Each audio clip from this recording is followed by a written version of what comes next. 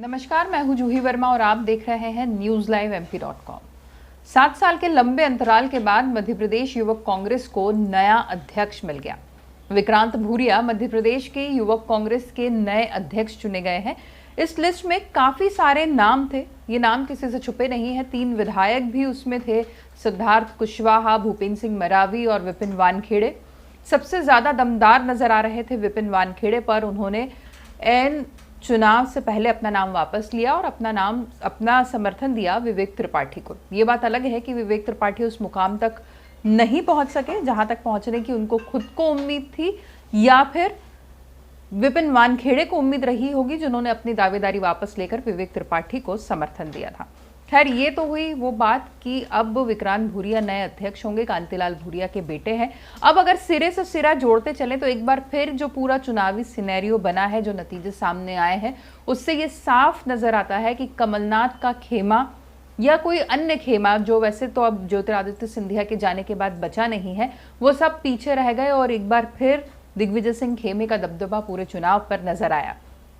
ये बात भी किसी से छुपी नहीं है कि जब विक्रांत भूरिया का नाम रखा गया, जो पहले ही कुछ चुनाव हार चुके हैं, वो विधानसभा के चुनाव में अपनी किस्मत आजमा चुके हैं पर नहीं जीत पाए, यानी कि जो उनके पिता की पूरी राजनीतिक विरासत थी उसे आगे कैरी करने में बहुत सफल साबित नहीं हो रहे थे विक्रांत भूरिया। तो ऐसे में दिग्विजय सिंह की शरण में फिर आए कांतिलाल भूरिया और ये खबर है कि दिग्विजय सिंह ने काफी ज्यादा उनके समर्थन जुटाने में काफी ज्यादा बड़ा हाथ रहा है दिग्विजय सिंह का। वो कमलनाथ से भी मिले, समर्थन जुटाया और यहां तक बीच में खबरें आई कि दिग्विजय सिंह जो है वो ये चाहते हैं कि निर्विवाद रूप से विक्रांत भूरिया को समर्थन मिल जाए और वो प्रदेश युवक कांग्रेस के अध्यक्ष बन जाए, पर ऐसा हो नहीं सका। कुछ लोगों ने दावेदारी छोड़ी, कुछ दावेदार मैदान में टिके रहे। विवेक त्रिपाठी ने तो यहां तक कंप्लेंट करी कि चुनाव में कुछ गड़बड़ियां हैं, कुछ नियम एंड टाइम पे बताए गए हैं, वोटिंग के नियम बदले गए हैं और सारी प्रोसेस ट्रांसपेरेंट नहीं है, लेकिन इसकी भी कहीं सुनवाई नहीं हुई। और नतीजा ये हुआ कि जिस विधानसभा चुनाव में बड़े बड़े कद्दावर युवा नेता उतरे थे, जिस युवक कांग्रेस के चुनाव में, वो चुनाव नहीं जीत सके और सब पर भारी पड़े वो जो दिग्विजय सिंह के खेमे से आते थे, यानी विक्रांत भूरिया। इससे एक प्रदेश की तस्वीर साफ नजर आती है। कांग्रेस का बड़ा दाव पूरा युवा चेहरे पर है। अभी तक 7 साल तक कुणाल चौधरी जो विधायक हैं वो मध्य प्रदेश के युवक कांग्रेस की कमान संभालते रहे। अब विक्रांत भूरिया ये कमान संभालेंगे। युवा चेहरों पे बड़ा दाव है, इसलिए क्योंकि नगरीय निकाय चुनाव सामने है। एक बार पार्टी अपने तजुर्बेकार नेताओं को आजमा चुकी है।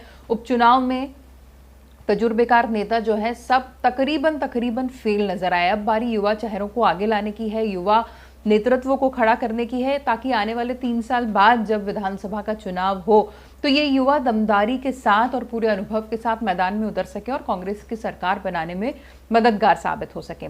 पर अब जो सीन बना है उससे ये साफ है कि आने वाले 3 साल बल्कि और आगे तक शायद दिग्विजय का खेमा ही कांग्रेस में मध्य प्रदेश में छाया रहेगा, क्योंकि अभी भी जहां देखिए वहां दिग्विजय सिंह की दमदारी साफ नजर आती है। ऐसे में इस बात से इनकार नहीं किया जा सकता कि जब 3 साल बाद चुनाव होंगे तब दिग्विजय सिंह का खेमा ही कांग्रेस की नैया पार लगाएगा या डुबोएगा। नतीजा जो भी होगा उसका जिम्मेदार, उसका हकदार दिग्विजय सिंह का खेमा ही होगा।